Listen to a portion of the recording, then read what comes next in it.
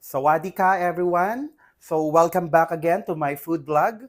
So for today's video, gagawa naman tayo ng another Thai healthy dishes from Thailand. So they call it Thai stir-fried kangkong or any green leafy vegetables na available sa inyong kitchen or sa inyong hardin. So sa Thailand, they have also kangkong because they are still Asian countries.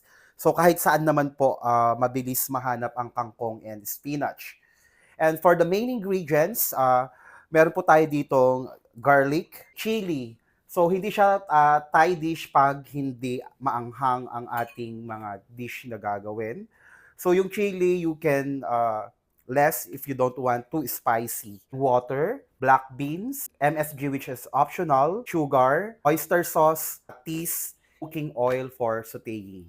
Okay, I'm going to crush the garlic. So, ika-crush lang natin siya kasi para hindi masunog yung bawang. Kasi high heat stir frying yung gagawin natin. High fire po yung gagawin natin. Ayan.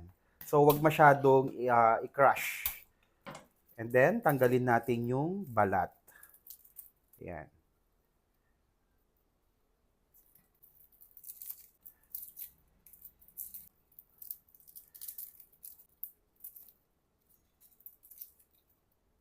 Okay, yung chili naman, hindi ko po siya idadice. Kalahati lang. Ganyan lang po yung slice niya para hindi masyadong maanghang. Ayan.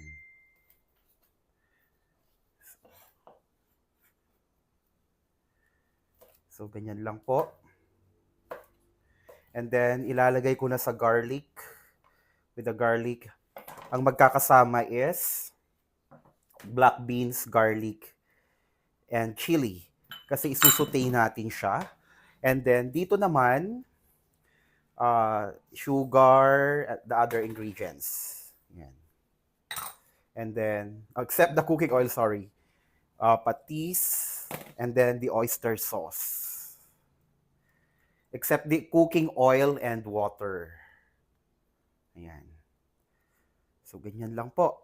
Kasimple yung paggigisa ng ating kangkong. Okay, umuusok na yung ating wok or any pan. And then, painitin natin yung cooking oil. And then, saute.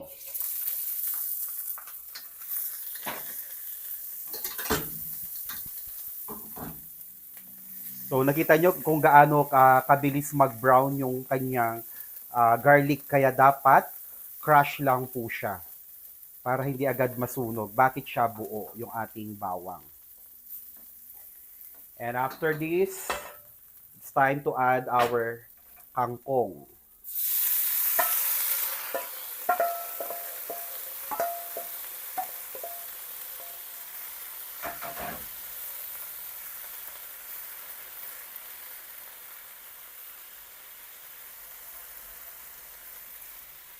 And then our water.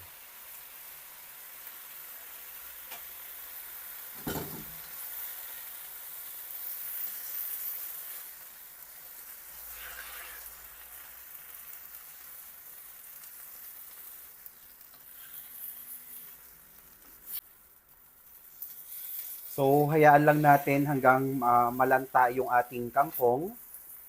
Kasi magtutubig pa po yan kasi nga matubig din po ang kangkong.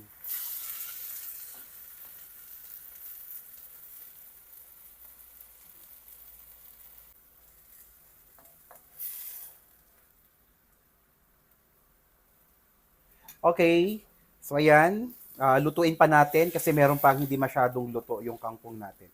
Hanggang maubos yung tubig. Walang matitirang sabaw. Dry dapat po siya.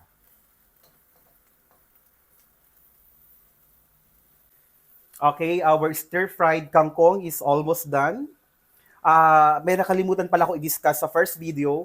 Wash po yung ating tausi. Pag hindi nyo kasi hinugasan yung tausi with running water, maalat po siya. Ito ang sarap, tinikman ko. Yung spiciness ng ating stir-fried kangkong, sobrang sarap po niya. Nag-blend. Ayan. So, nire-reduce ko lang yung kanyang tubig. Ayan, medyo marami pa. So, kapag gusto nyo medyo may sabaw, it's up to you. Pero gusto ko po wala pong masyadong tubig.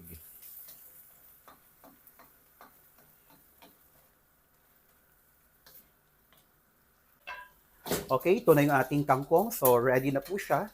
Ayan. Ready to serve. So, napakasimple, pero napakasarap na ulam.